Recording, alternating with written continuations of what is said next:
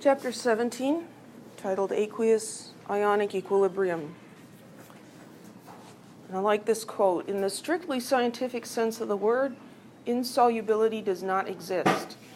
And even those substances characterized by the most obstinate resistance to the solvent action of water may be properly designated as extraordinarily difficult of solution, not as insoluble." And this is from a guy who died in 1915, a long time ago.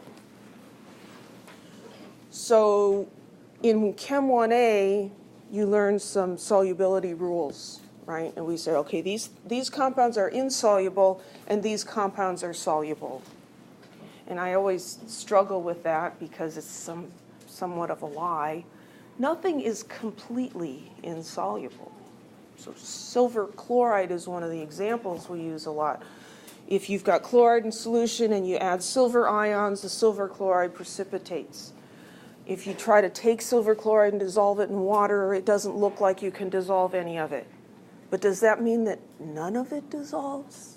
Not even one formula unit in like 5 liters of water?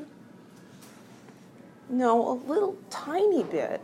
So, we can talk about, well, it's practically insoluble. For all intents and practical purposes, it's insoluble. But there's not really any such thing as completely insoluble. Antifreeze. So this is another application of chemistry to real life. And an example of why you don't want to leave antifreeze laying around. If you spill it, you need to clean it up. Cats and dogs die from ingesting antifreeze. Well, why do they eat it in the first place? They don't know any better, and it tastes good. It's sweet. They find something that smells good and tastes good, they'll eat it. So ethylene glycol is an alcohol, and so it gives symptoms of drunkenness, right? So you ingest ethylene glycol and you drunk appearance. That's not so bad. The problem is that your body metabolizes this to glycolic acid. Your glycolic acid in your bloodstream, and that affects the acidity of your blood. And this is really not good. Our blood pH is designed and regulated to fall within a very narrow pH range. I don't know what they're doing back there. For humans, it needs to be between 7.36 and 7.42 in pH. You get outside of that, and all these wonderful biochemical reactions stop functioning the way they should. Proteins get denatured, all sorts of bad stuff happens, and then you die. And this is what happens to cats and dogs and humans if they ingest antifreeze. How does your blood maintain its pH?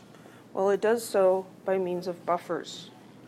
So a buffer is a chemical system that resists pH changes. If you add acid, it will neutralize the acid. If you add base, it will neutralize the base. Almost seems magical. In our blood, one of the important buffers is a mixture of carbonic acid and bicarbonate ion. So carbonic acid can neutralize added hydroxide, forming water and hydrogen carbonate ion. And hydrogen carbonate ion, which is also known as bicarbonate, don't ask me why. Hydrogen carbonate ion can neutralize acid, reforming carbonic acid. So you have this buffer system present in your blood so that it can maintain the appropriate pH. Well, that works as long as you don't give it too much acid or too much base. Ingesting enough ethylene glycol will release too much glycolic acid into the bloodstream. It overwhelms the buffer. The buffer can't handle it, and it causes the pH to drop to dangerous levels. So low blood pH, one of the things that happens here, it's called acidosis. It affects the equilibrium between hemoglobin and oxygen. So hemoglobin can be protonated, and it can react with oxygen to to bind with the oxygen, and this is what it does when it carries it to other parts of your body from your lungs, and that releases the hydrogen ion. So if you have excess hydrogen ion because your blood's too acidic, that's going to cause this equilibrium to shift to the left, and it reduces the blood's ability to carry oxygen. So hyperventilation can occur where, I'm breathing, but I'm not getting enough oxygen, so what are you going to do? You're going to breathe more, right? So really rapid breathing, that's not going to help, and that leads to, then we get to coma and death. An interesting treatment for ethylene glycol poisoning is the administration of alcohol, because your body metabolizes ethanol preferentially over the ethylene glycol. So if it has a choice, it would rather metabolize the ethanol.